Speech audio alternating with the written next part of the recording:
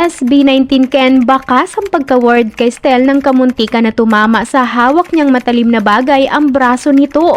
Kinilig nga ng sobra ang mga Kentel fans sa mga nakakatuwa at nakakaaliw na moments na ito ni Ken at Stel sa video na ito kung saan makikita ang magkaibigan na masaya at natutuwa sa kanilang mga ginagawa. Pansin nga sa video si Stel na busy sa mga bagay-bagay na dinadampot nito kaya naman hindi na nito nakita ang matalim na hawak ni Ken na kamuntika na tumama sa kanyang braso.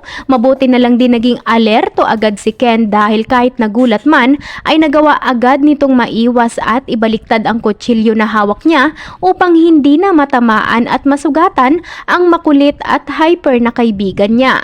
Narito, panoorin.